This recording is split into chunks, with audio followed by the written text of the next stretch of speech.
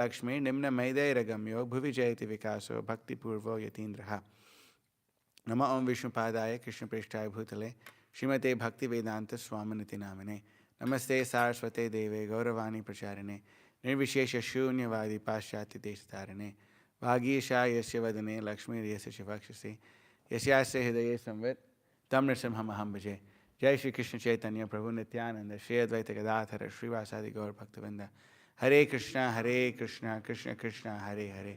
Hare Rama, Rama Rama, Hare Hare. Lord Shiva's body is reddish and he's unstained, but he's covered with ashes. His head is dusty from the whirlwind dust of the burning crematorium. He is the younger brother of your husband and he sees everything with 3 eyes. So we see this over here that Srila Prabhupada is helping us understand the position of Lord Shiva. Jiva Goswami makes an interesting point. He says that there's 4 tattvas. We know there's Jiva tattva, Guru tattva, Shiva tattva, and Ishvara tattva. And he says, out of the 4, Ishvara tattva and Jiva tattva are relatively easy for one to understand. Because you're a living entity or a servant of the Supreme Personality of Godhead. And the Supreme Personality of Godhead is a Supreme Person and everyone must serve Him. That is pretty straightforward. But Guru tattva and Shiva tattva are actually difficult to understand. Why? Because the Guru is simultaneously a devotee and is considered to be, she should be treated as non-different from the Supreme Personality of Godhead. Acharya mam vijaniyam naiva manyeta karhichit. That the spiritual master also should be looked at as sarva deva mayo guruhu. He should be looked at as a person who is the embodiment of all the demigods. But he simultaneously is also, but he's also a jiva. He's also a devotee. So one requires a great amount of guidance and a great amount of faith and a great amount of mercy to understand the position of the spiritual master. And we can see, for example, in a place where there are deities, let's just say in Radha Govinda Mandir in New York, the pujari may be offering bhoga to Shri Radha Govinda. And when we offer bhoga, we have the Guru Parampara and we have the picture of our spiritual master next to the Guru Parampara. We have the picture. So Radha Govinda, they don't need to follow Ekadashi. They can eat grains on Ekadashi and it's no problem for them.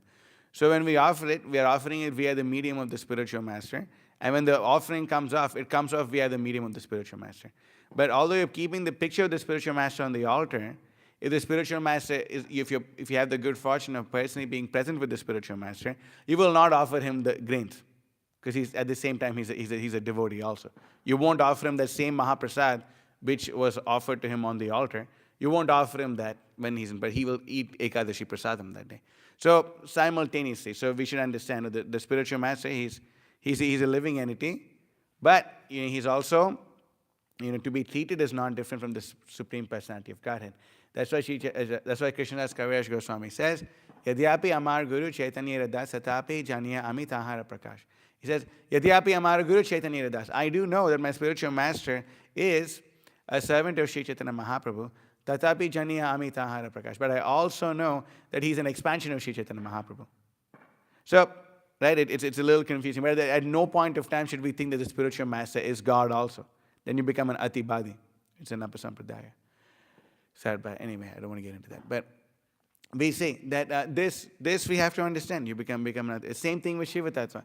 So is Shiva an Amsha or is he a Vibhin Amsha? Both. Amsha means part of the body, and just like this arm, my arm, I can say that it's an Amsha. Amsha literally means limb. It's a limb of my body, but it's also a part of my body, right? So it's attached to my body. So although it's a part of my body, it's a limb of my body, it's still part of the whole body. So that's an Amsha. Vibhin Amsha is separated. It's separated. Now let's just say you shave your head and there's some hair on the floor. So that's separated from your body. Right? So that's a Vibhin Amsha. It's a part which is a fragment. It's separated from you. So Lord Shiva, what is he? Is he an Amsha or Vibhin Amsha? The answer is both. He's both simultaneously. So we understand that Lord Shiva has this very unique position of being being Vishnu but not Vishnu at the same time. So this is confusing. And that's why Lord Brahma gives a perfect example. Kshiram yatadati vikara vishesha yoga sanjayate nahi tataf pritakasti hetoho yashambatam apitatam samupaiti karyat govindamadi purusham tamaham bhajami. That Lord Shiva is compared to yogurt, and Lord Vishnu is compared to milk. So when milk comes in touch with yogurt culture, after a certain point of time, that milk, which is milk is usually thin, it's not very thick. But because it comes in touch with the culture of yogurt, then over a certain point of time, it becomes yogurt itself.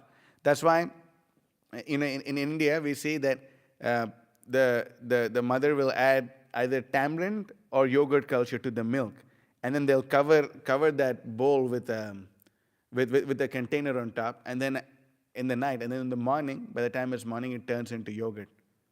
So we see that Lord Shiva, at a certain point of time, he is Vishnu. But then, the more he associates with material nature, the more he becomes less Vishnu and more Shiva. And this example again is perfectly understood, because when there's milk, and at the moment you add yogurt culture to it, for some time it's still milk. But as time goes on, it becomes more yogurt and less milk, to the point that it just becomes yogurt and no milk. And that's why Lord Shiva, he has an abode called Sadashiva Loka. It's in the spiritual world. And the way this works is that you have the whole Brahmanda, you have the whole spiritual world and the material world, and Lord Shiva's planet is like a circle, and it's present like this. It's present like this, and in the middle of in the middle of its planet is a separation between the material world and the spiritual world. So the bottom half of Lord Shiva's planet is Kailash. It's part of the material world, and the top half of Lord Shiva's planet is in Vaikuntha. It's a spiritual world. So on the top half, Lord Shiva is known as Sadashiva, and that's why we see Advaita Acharya is a combination of Sadashiva and Mahavishnu. So on the top half, it's the spiritual world. On the bottom half is part of the material world. It's Kailash. So we see that Lord Shiva, he has this very unique position. He has a very unique position, and he is Vishnu. He's in the spiritual world as Sadashiva. But then immediately, when it comes to the material world, then he is not Vishnu. And then it goes on. Then Vishwanath Thakur says, he comments on a verse in the Srimad Bhagavatam where it says that there's 11 Rudras. And we see this in the 5th canto of the Srimad Bhagavatam, the cover. You see there's 11 Rudras dancing. Right? Some Mataji, yesterday, Rishi Kumar Prabhu distributed Bhagavatam, said on her back she had Kali and Shiva. So he took a picture of her holding one canto of the Bhagavatam, 5th canto, with the 11 Rudras, and one with goddess Kali killing the people who tried to kill Jad Bharat.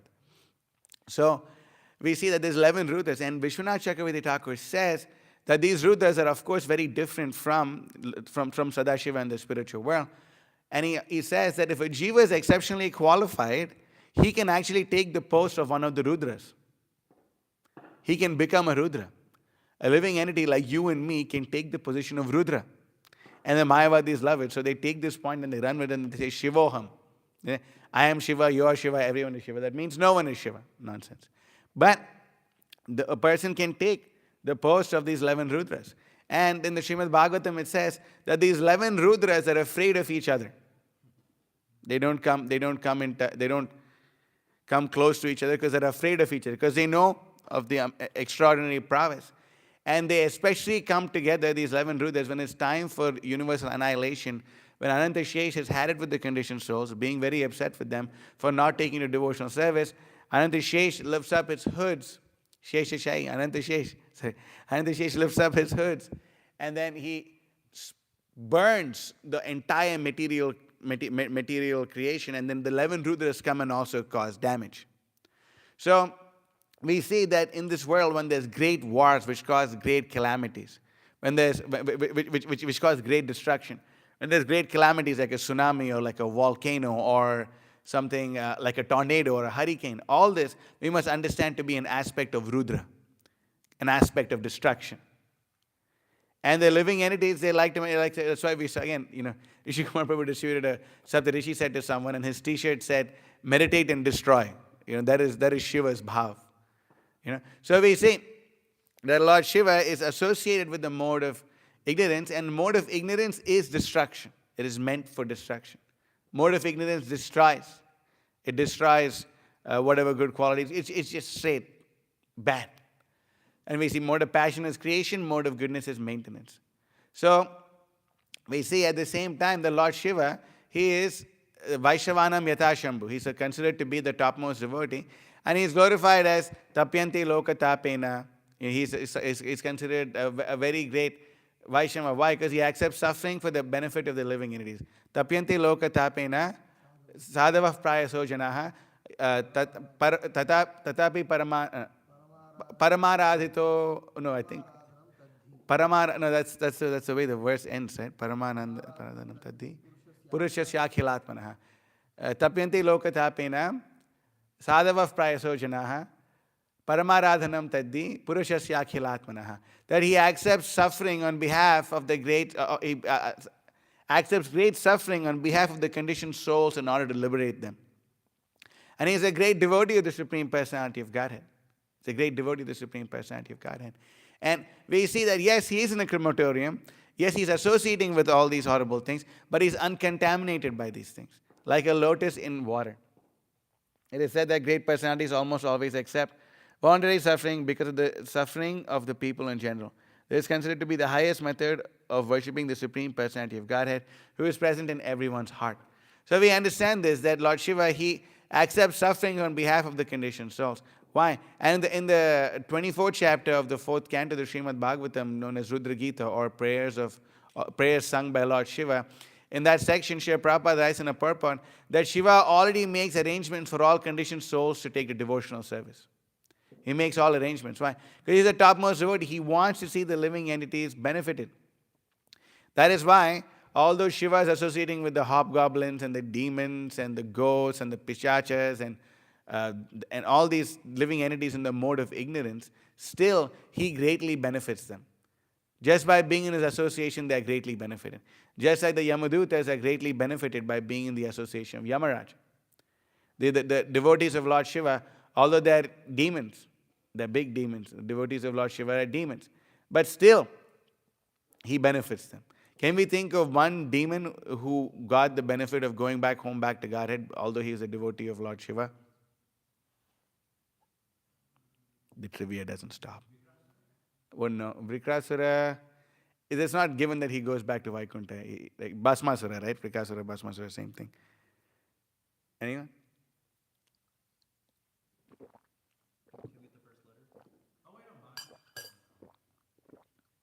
He had so many arms and he would go and break up mountains and... Banasura, that's right. Banasura. So Banasura, he fought with he was a devotee of Lord Vishnu, and he fought of Lord Shiva, and he fought with Krishna. He fought with Krishna, and then Shiva tells Krishna, please, he's my devotee, please spare him. So what Krishna does is he cuts off his excess arms and leaves him with 4 arms and gives him Sarupya Mukti. He goes to Vaikuntha. So there's a benefit of associating with Shiva. Although we can see he's in this material world, yes, he's associating with all these living entities which are in the mode of ignorance. Yes, he's living in a crematorium. Over here it says his dress is the ashes coming from the burning of the dead body. That means he's naked, living under the tree. His wife is Bhavani. Guru Maharaj always makes this joke. He says, Shiva is one person who can say that my wife is Maya. She actually is Maya. I mean, everyone, no, anyway. But his wife is Maya, Parvati. His wife is Maya for sure. So, his wife is Bhavani. She's Maya. Lord Shiva is extremely rich. But his followers are extremely wealthy. Whereas Lord Vishnu, he lives in great pomp and all this, but his followers are very poor. Right? His followers are very poor. So, thanks to Bhrigu Muni for that. But we see that Lord Shiva, he performs all these things, and he's given although he associates with extremely demoniac people, with extremely demoniac qualities, he is unaffected by them. Who but Lord Shiva could be designated to preach and associate closely with Mayavada philosophy, but not be affected by it? Mayavadam Asat Shastram Prapannam Bodham Uchite. That Lord Shiva, he promoted, he came as Shankaracharya, and he preached Asat Shastram, false doctrines, not Shastra. He preached something which is not Shastra. Prapannam bodham uchyate. He preached covered Buddhism. Prachandam bodham uchyate. Prachandam bodham uchyate. He came to preach he came to preach Buddhism in the guise of the Vedas. And he preached it, and he managed to bring the people who converted to Buddhism back into, I guess, Hinduism, right? Or make him the follower of the Vedas to some level and some sort. At the same time, speaking the same message of Buddha that Buddha spoke. How is it possible? Only someone like Lord Shiva could do that. And he was not affected by it. Why? Because he is ultimately a great devotee of the Supreme Personality of Godhead. And this phrase from a song composed by Narottam Das Thakur perfectly fits Lord Shiva. He says, Vaishnavera Kriya Mudra Vignehana Bhujai. That one cannot understand the movements and activities of a Vaishnava. You just cannot understand them. You cannot put your finger on it. You cannot understand it. Why? Because Lord Shiva is inconceivable. And of all the glorifications that I've read of Lord Shiva, of the Supreme Personality of Godhead, there's amazing words, and I'm unfortunately only remembering the phrase which hit me the hardest, stood out to me the most. He says, he glorifies the Supreme Personality of Godhead as having Krishnaya Kuntha Medase. He glorifies the Supreme Lord. This is in Srimad Bhagavatam, Canto 4, Chapter 24. He glorifies the Supreme Lord as being Krishnaya Kuntha Medase. So we can see that from his perspective, Lord Shiva is seeing the Supreme Personality of Godhead, and he is glorifying the Supreme Lord as Krishnaya Kuntha Medase. Oh yeah, okay. Namaste, right? Namaste Ashisham Isha Manave Karanatmane Namo Dharmaya Brihate Krishnaya Kuntha Medase Purushaya Puranaya Sankhya Yogeshwaraya Cha. My dear Lord, you are the topmost of all bestowers of all benedictions. Namaste Isha. How does it start? Namaste Ashisham Isha. Amazing. Varadar Ashisham Isha. You are the topmost of all bestowers of all benediction, the oldest and the supreme enjoyer amongst all enjoyers. You are the master of all the world's metaphysical philosophy, for you're the supreme cause of all causes, and causes Lord Krishna. Now this is it. You are the greatest of all religious principles, the supreme mind, and you, this is Krishnaya Kuntha Medase. You have a brain which is never checked by any condition.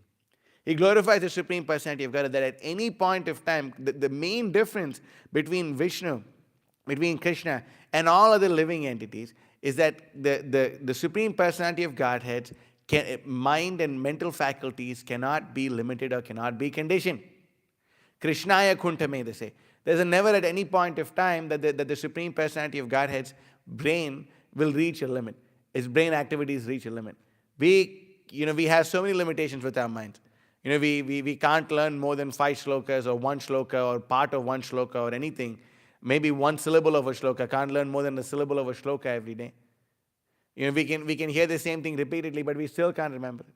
But then there's people who can learn so many things. For example, the Brahmanas in the Gurukula, how do you know how pure the line of the Brahmanas are? Is that when the Brahmana boy comes to the Gurukul teacher recites 100 shlokas. And the boy, simply from hearing the 100 shlokas, should be able to recite it. And then, if he is not able to do that the first time, then again they do it the second time. And he does it the second time, then they say, okay, there's some discrepancy. But the third time, if it takes him 3 times to simply hear and recite all the 100 shlokas, that means there's been something wrong in the family tradition. Something went wrong. Some impurity has come into the family. So that is brain power of a Kali Yuga Brahmana. Then what to speak of Brahmanas in the previous ages? What to speak of the Brahmanas in the Krita Yuga? What to speak of the demigods? What to speak of the sages living in Satyaloka? What to speak of Lord Brahma? What to speak of Lord Shiva, who can incinerate Lord Brahma if he so desires? But he, Lord Shiva, is saying the Supreme Personality of God is Krishnaya Kuntha Medase. It's inconceivable for us.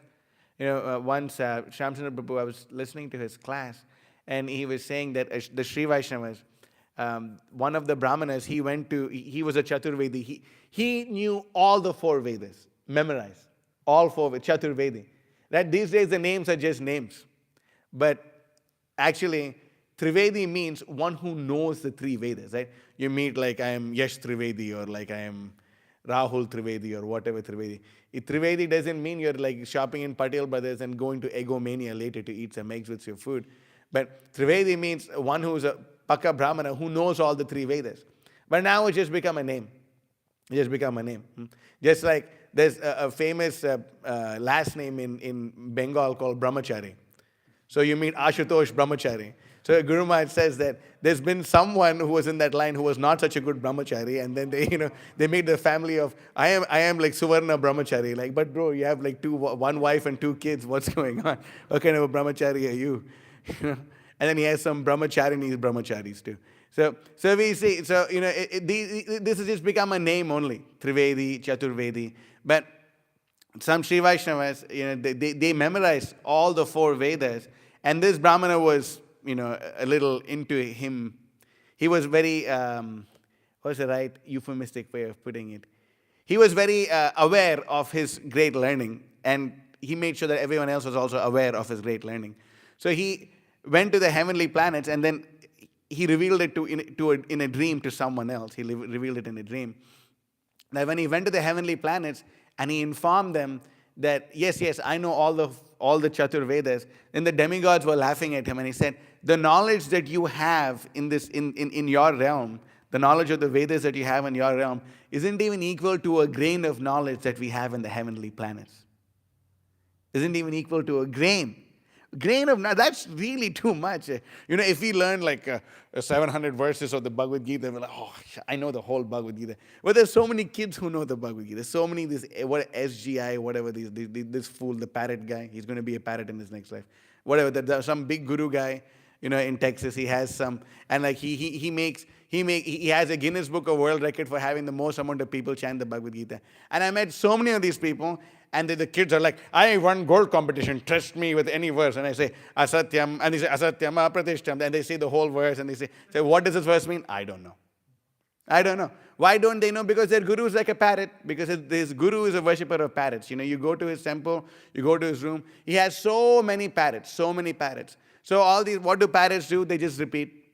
So like parrot, he also learned how to chant Bhagavad Gita very nicely. And his followers also, they know how to chant Bhagavad Gita very nicely. But if you ask a parrot, what does it mean? He'll just say, ka, ka, ka, ka, ka. And these people basically say the same thing. Eating, mating, sleeping, and defending. That's what they say. They have no understanding of what the verses mean. Right? So, but yes, we learn some verses. Oh, yes, I know so many verses. Oh, you know what? I know like 300 verses, 500, 700. But compared to the learning of the Brahmanas, compared to the learning of the demigods, compared to the learning of Brihaspati, compared to the learning of Lord Brahma, compared to the learning of Lord Shiva. Lord Shiva is glorifying the Supreme Personality of Godhead as being Krishnāya-cakrānila-dhūli-dhūmra. They say, what does this mean? It means that at a certain point of time, even Shiva reaches his limits. But the Supreme Personality of Godhead does not reach his limits. That's why he's glorifying the Supreme Personality of Godhead as Krishnāya-cakrānila-dhūli-dhūmra. They say. I remember when I read it, it struck me so hard. I said, oh wow, this is amazing. This is so amazing. Krishnāya-cakrānila-dhūli-dhūmra, they say. Cannot be checked. The Supreme Personality of Godhead's intellectual capacities cannot be checked at any point of time.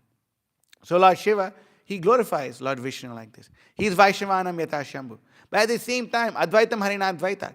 That at the same time, it's very confusing.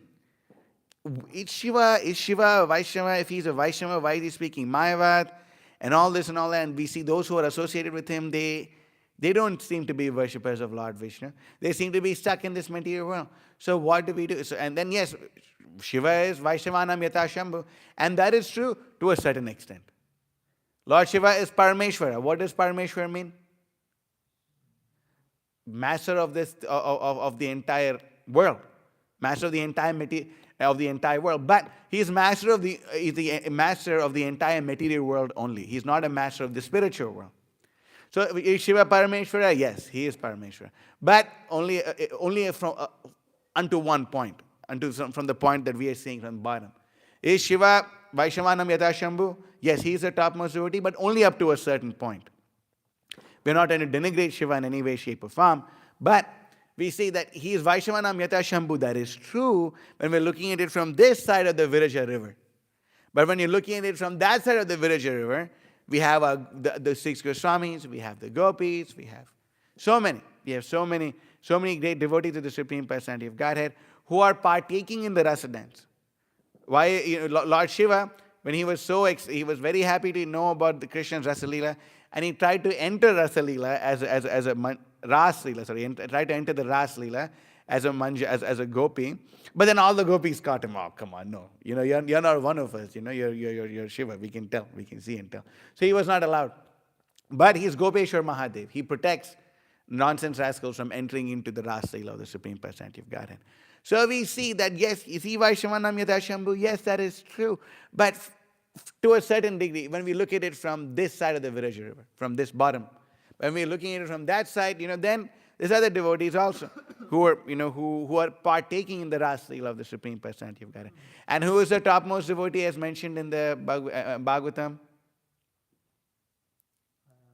Anaya Radhitonunam, Bhagavan Harimishwaraha.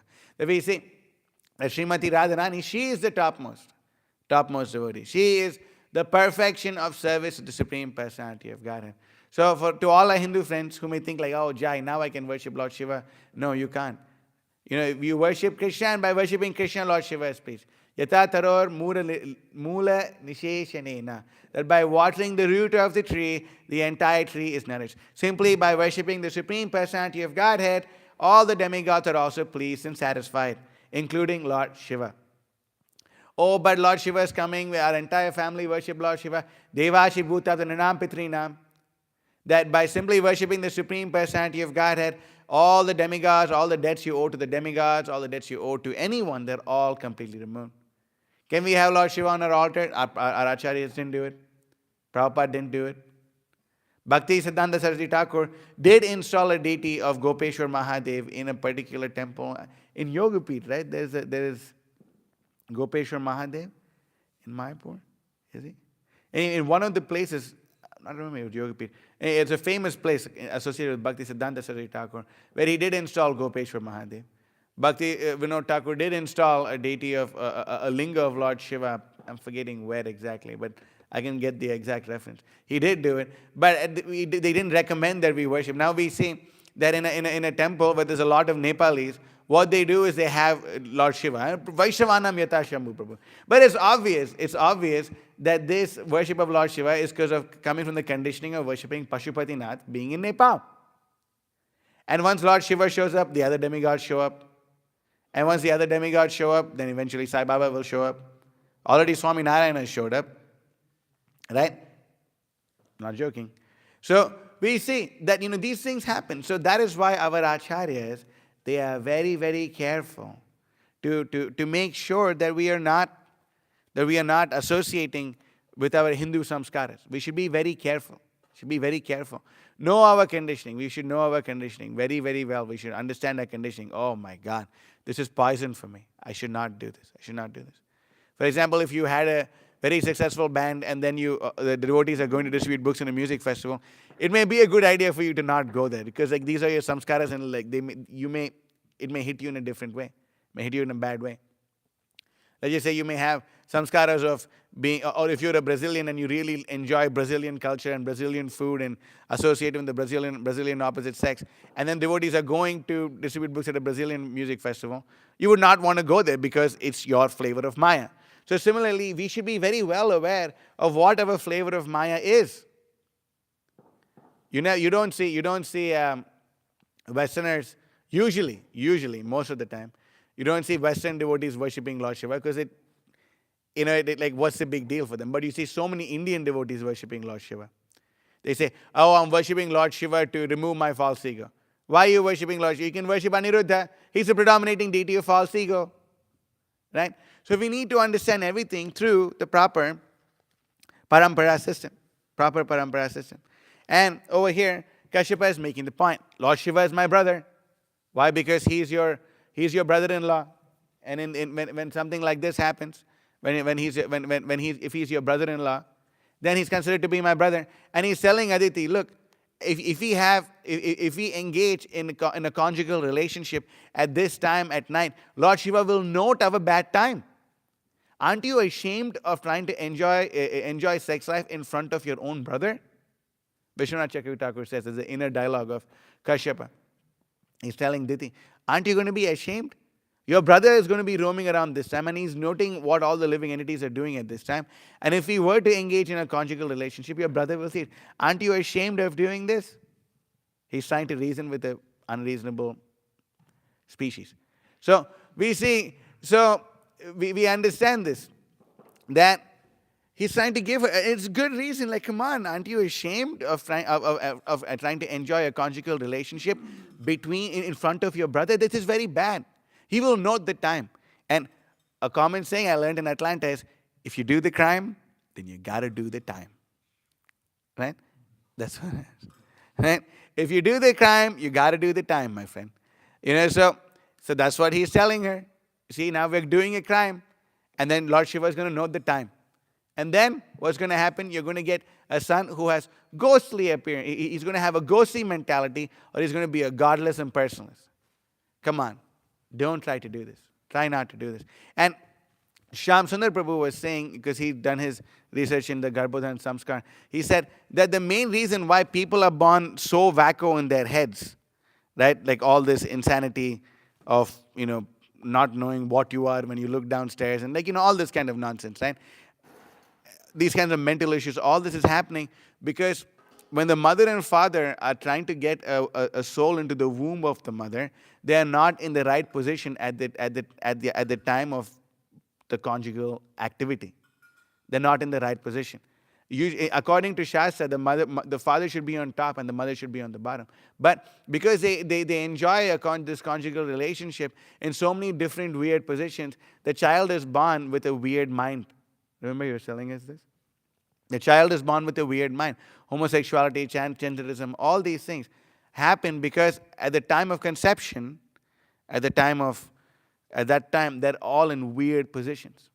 And because they're all in weird positions, the subtle body of the living entity who's going to occupy the womb, going to occupy the body in the mother's womb is messed up. This is all not, this samskaras, it's a very important thing. That's why Garbhodhan Samskara is so important. You chant, 64 rounds. You take the blessings of the Guru, you take the blessings of the Vaishnava. You talk to an astrologer, find a good time for the activity to happen. You should be facing a particular direction. It is not simply some kind of enjoyment activity. We must learn to tolerate the sex itch, and only use it in the service of Krishna if we have to. That is the perfection. So he is explaining these points to her. My dear Diti, please understand these points. Aren't you going to be ashamed? Lord Shiva will note a time. We'll get a bad progeny. Can you imagine? Someone may say, I'm the mother of Ramanuja. Oh, wow, you're the mother of Ramanuja? That is amazing. I'm the mother of Hiranyakashipu and Hiranyaksha.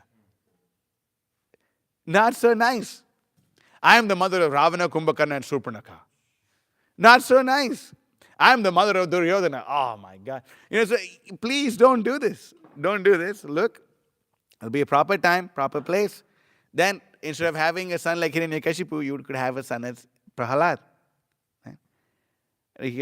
So he's trying to explain these things, explain these points, because ultimately spiritual knowledge is very subtle. It's very subtle. Karma brahmodbhavam vidhi brahmakshara samudbhavam.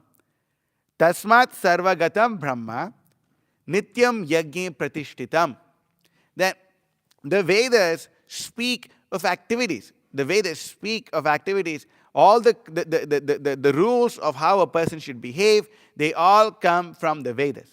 And the Vedas come from, regulated activities are prescribed in the Vedas, and the Vedas are directly manifested from the Supreme Personality of Godhead.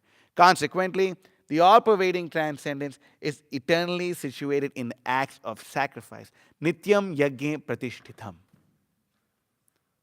So even the act of procreation, of getting a living entity into this world, can be nityam yajñe pratishtitam, provided you do karma brahmodbhavam vidhi. Vidhi means rules, injunctions, laid down in scriptures. Karma brahmodbhavam vidhi. We should understand these points. Karma brahmodbhavam vidhi. This vidhi, the rules are laid out in the Vedas. Karma brahmodbhavam vidhi. Understand this. Act according to this. If you perform sacrifice, you do all these things, then you will be happy. Sahayagya praja shishtva. Right? The Supreme Personality of God, Sahayagya praja shishtva, purvo vacha prajapatihi, anena prasavishyadvam, esha vosh ishva kamadhuk.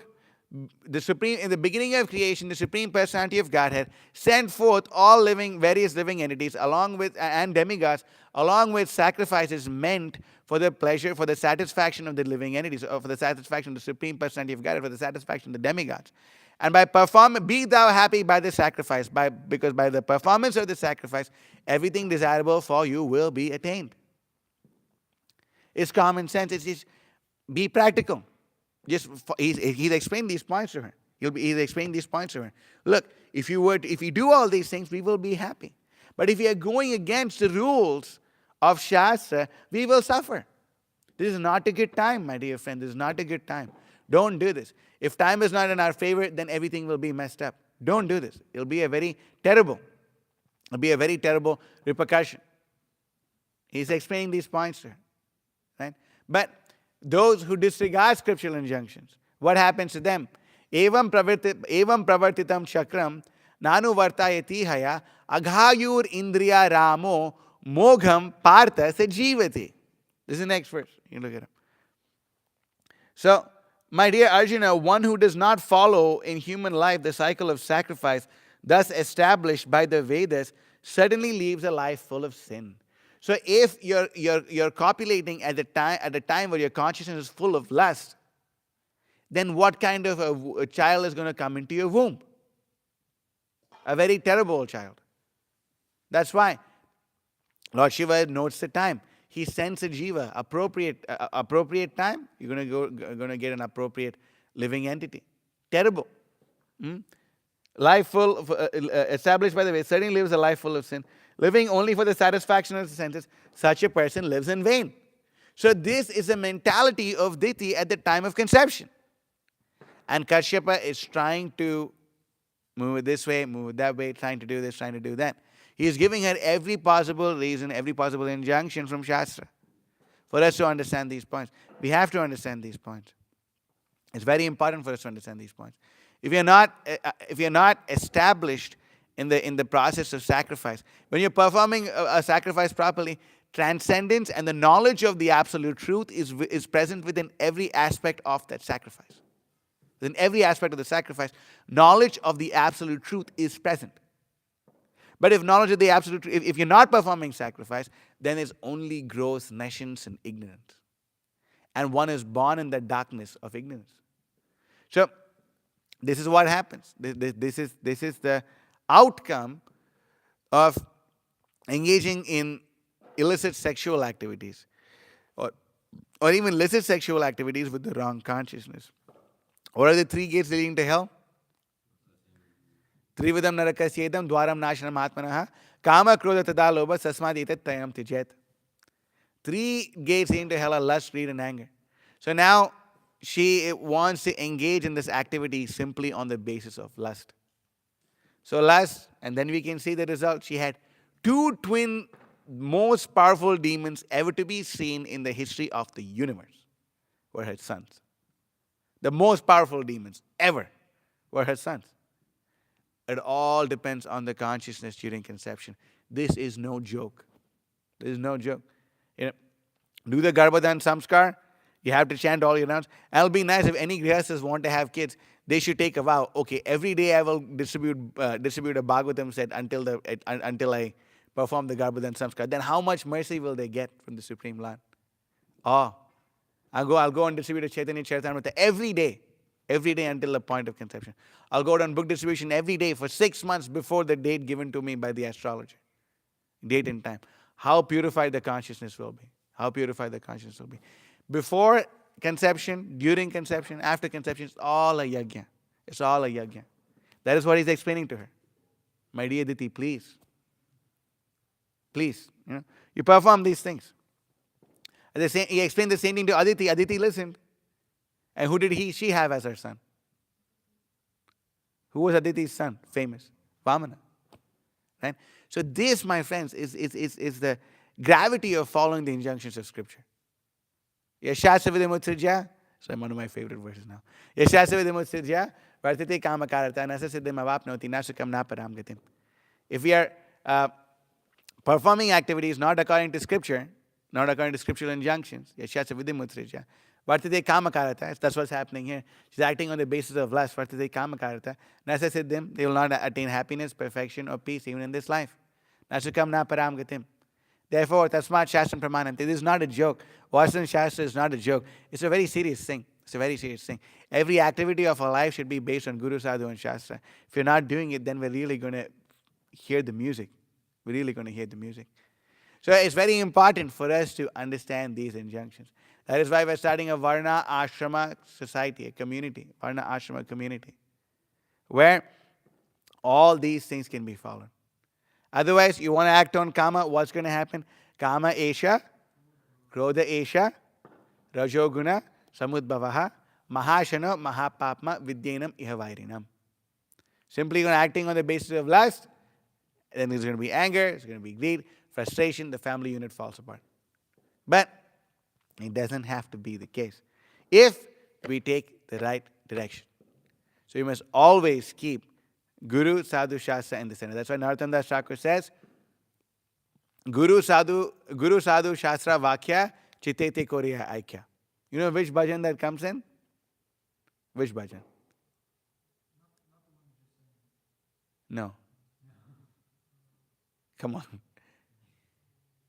Any guess?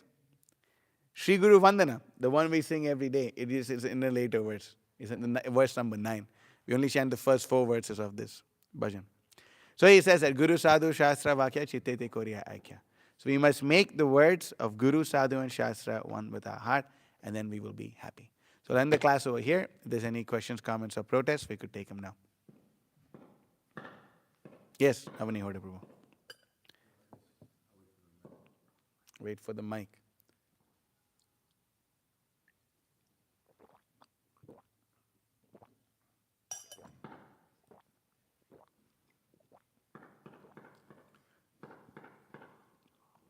Karma Brahmod Bhavam Vidhi. I have 2 questions. The first one is, I remember explaining this to you before in your class, the position of the guru. You said that the guru exists as the śmaśāna-cakrānila-dhūli-dhūmra form. I forget the other one. I mean, he's a devotee, and he, in his own personal life, the spiritual master is a devotee. Right? The spiritual master. He's a devotee. Ultimately, that's his identity, to be. He's Mamai Vamsho Jiva Loke. He's also a living entity who's a part and parcel of Krishna. Jiva Bhuta Sanatana. He's eternally a part and parcel of Krishna. But at the same time, he is worshipped as though he is Krishna himself. Acharya Mam Vijaniya. So there's 2. In his own, for the example I gave, on the altar, you can offer grains. Right? But in person, you would offer him quinoa or sabudana or sama. It was like śmaśāna-cakrānila-dhūli-dhūmra form. I forget the other word you said to describe the guru. I forget. Okay, don't worry. What's the other one? You had 2 questions. Okay, my other question is, you were speaking about like Lord Shiva and then the his position. I've always been confused about like Durga's position because I was reading that it said the Durga Shakti. Okay, so the Durga Shakti acts under the direction of the Supreme Personality Godhead, and she's in control of the universal creation, maintenance, and destruction. And so, but we read that Krishna is in charge of the universal creation, destruction, maintenance. So I never understood how Durga and Krishna are both. Srishti Sthiti Pralaya Sadhana Shakti Rekha Chayeva Yasya Bhuvanani Biparti Durga. You can pull this up, Prabhu. Ichhan Rupam Api Yachi Cheshatesha Govindamadi Purusham Tamaham Bhajami. No, Brahma Samhita. No, yeah, right there. Verse number 40. I'm guessing. I think it's 44. Go back. Keep going back. No. Anyway, better you look it up, please. It comes after. Yeah, it comes after. 45. There you go. Okay, what's the verse number? 44. What's the verse number? 44. Okay. So, the external potency Maya, who is of the nature of the shadow of the Chit potency, is worshipped by all people as Durga. the creating, preserving, and destroying agency of this mundane world. I adore the primeval Lord Govinda, in accordance with according with whose will Durga conducts herself. Purport. The aforesaid presiding deity of Devi Dham is being described. The world in which Brahma takes his stand and hymns the Lord of Goloka is Devi Dham. So we're in Devi Dham. This is her abode, Durga, hard to get across. Consisting of the 14 worlds, and Durga is its presiding deity. She is 10-armed, representing the tenfold fruitive activities. She rides on a lion, representing her heroic prowess. She tramples Mahishasura, representing the subduer of vices. She is the mother of two sons, Kartikeya and Ganesha, representing beauty and success. She is placed between Lakshmi and Saraswati, representing mundane opulence and mundane knowledge. She is armed with 20 weapons, representing the various pious activities enjoined by the Vedas for suppression of vices. She holds a snake, representing the beauty of destructive time. She is Durga, possessing all these manifold forms. Durga is possessed of Durga, which means a prison house. Another word meaning for Durga also means hard to get across. When jivas begotten of the marginal potency, the Tatastha Shakti, forget the service of Krishna, they are confined in the mundane prison house, the citadel of Durga. The wheel of karma is the instrument of punishment at this place. The work of purifying these penalized jivas is a duty devolved upon Durga. She is incessantly engaged in discharging the same by the will of Govinda. When luckily the forgetfulness of Govinda on the part of the imprisoned jivas is remarked by them by coming in contact with self-realized souls and the natural aptitude for loving service of Krishna is aroused, Durga herself becomes the agency of their deliverance by the will of Govinda. So it behooves everybody to obtain the guileless grace of Durga, the mistress of the prison house, by propitiating her with selfless service of Krishna. The boons received from Durga in the shape of wealth, property, recovery from illness of wife and sons should be realized as a deluding kindness of Durga. The mundane, how do you say that word? Psychical jubilations of Dashamahavidya, the 10 goddesses of forms of Durga, are elaborated for the delusions of the fettered souls of this world. Jiva is the spiritual atomic part of Krishna. When he forgets his service of Krishna, he is at once deflected by the attracting power of Maya in this world, who throws him into the whirlpool of mundane fruitive activity karma by confining him in a gross body constituted by 5 material elements. You get the point. Right, Navani? You understand that? So she is empowered by Krishna to perform these tasks. So Krishna gives her the power of attorney. Along with the power of attorney comes a certain amount of, you get certain amount of privileges, certain amount of facilities that you could use in order to perform that service. So she is given in charge. She's kept in charge of this material world. She's given that post, Durga. Okay, all right. You're Shiva's wife. You're in charge of this material world, and you perform all these things. And why is Shiva known as Parameshwar? Because he's her husband. But then, okay, now I get confused because if Lord Shiva is in charge of the mode of ignorance, destruction, but then she's in charge of maintenance, destruction, and creation, then that means that she has almost more power than Lord Shiva based on that. Well, there is a famous painting of her. Shiva is lying down and she's standing on him. So, we should be careful of the wife. She's exceptionally powerful. Whether she's exactly more powerful than Shiva or not, well, it's certainly comparable. And from this, it seems like she is trampling over Shiva himself. So that's why we need to get the guileless grace of Durga by propitiating her by performing selfless service of Krishna. Is that okay? Yeah. Vishnu Prabhu? She was always greater than Durga. Because Shiva has the power of renunciation, which makes him independent and superior. Durga Devi actually controls all 3 modes, not just the mode of ignorance. Daivi Esha Gunam, what is that? Srishti. No. One. Trigun, Tribhir gunamayir bhaver ebi sarvam idam jagat. That's Krishna. no. There's a verse in Bhagavad Gita where it says that the material nature consisting of the three modes.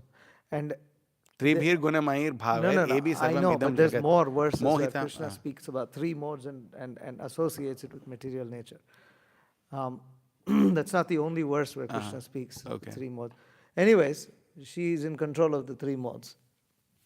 And yeah, Lord Shiva is in charge of and controls the mode of ignorance, but he is not subject to it. Somebody controlling something and somebody subjecting it to it is two different things. And she can't subject him to the mode of goodness, passion, or ignorance when he doesn't want to be subjected to it. And he exhibits that extreme renunciation. But because he's also in contact with material nature, he exhibits what happens when he's not renounced. So, it's so Shiva both acts as a liberated person and also someone who's apparently deluded.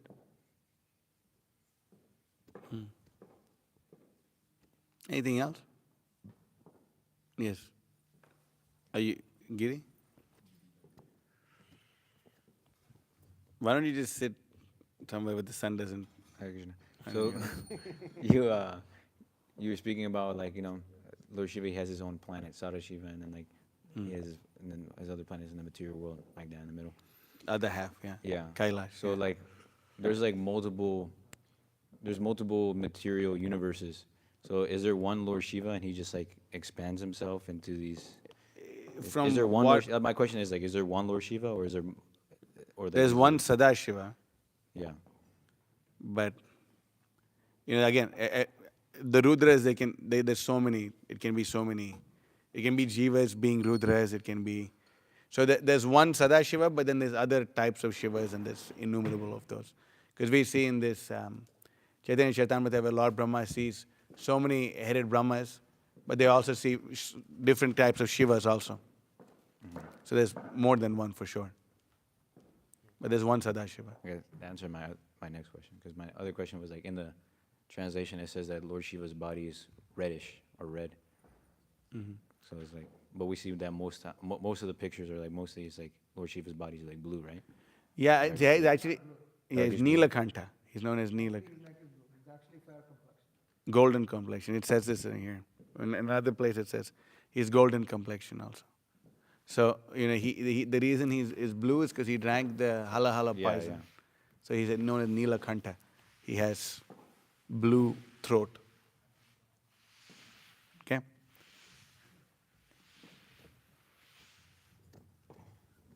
Red because that's the color of the mode of ignorance. And therefore Rudra, when he comes out of Lord Brahma, red in complexion. Anger. So, the other thing is, we'll talk about this probably more tomorrow, but Sadashiva is pure Vishnu. Yeah. He's not the Shiva in the material world. Yeah, Sadashiva. He's pure. And so in that sense, Sadashiva is actually different to Shiva. Because Sadashiva has not come in contact with the material universe or material nature. Where Sadashiva expands himself Then he comes in. into Shambhu of this material world, who comes in contact with material nature. So it's two different personalities. Yeah. So Sadashiva is a form of Vishnu and is the last planet in the spiritual world. So the first Depends on planet where you you will, see. when you enter the spiritual world, you will see Sadashiva first. And but why I'm making this point is because it's the same Sadashiva who also expands into Mahavishnu. All the expansions in the material world of Krishna, they come through Sadashiva. This is in the Goloka chant. So Sadashiva expands himself into Mahavishnu and Shambhu. I mean, Shambhu is the glance of Vishnu. And that glance, when it comes in touch with, that's what the Brahma Samhita says, that when this glance comes in touch with the material nature, that's Shambhu. You know, so whether Mahavishnu is expanded from Sadashiva, that's set in the Goloka chart. Yeah, all 100%. Expansions come from. So ultimately, they are all expansions of Sankarshana in the spiritual world. Sankarshana is what originates all the incarnations of the Supreme Lord. Of the Chaturvyuha, Sankarshana is responsible for all the incarnations. Sankarshana is responsible for all the expansions in the spiritual world. And the last expansion is Sadashiva. And then Sadashiva expands himself. The other point to note is that Shambhu is, yes, he's coming from Mahavishnu. But Sadashiva also expands himself as the Shiva of Kailasha, which is what you referred to, which is in between the spiritual and material worlds. Basically, it's the material world, but it's the Brahmajyoti part. And so, and when Shambhu comes from Mahavishnu, he's an expansion of that Shiva of in Kailasha. Yeah, that's what. Yeah, that's what. So, but you have to see that it's Sadashiva that originates both. Yeah, I would like to see the reference for all the Vishnus coming. I trust you, but like for me to. Okay, because yes, I heard that seminar before. I think I heard it twice, but I didn't catch that. Because it seems like when all incarnations of Krishna come into this world, Jiva Goswami says they come through the agency of Mahavishnu. He doesn't say they come through the agency of Sadashiva. Mahavishnu comes from. Yeah, okay. It'd be nice. Ultimately, it comes from Shankar. Yeah. Who comes from Balaram? Who comes from Krishna? But, okay. He comes from the first Sankarshan. Second Sankarshan comes from the first Sankarshan. The first Sankarshan comes from Balaram. And Balaram comes from Krishna. Anyway, technical. Yes, I think we're out of time, but you can ask your question during Prasadam. Is that okay? Huh? What? Okay. All right. Srimad Bhagavatam ki jai. Srila Prabhupada ki jai.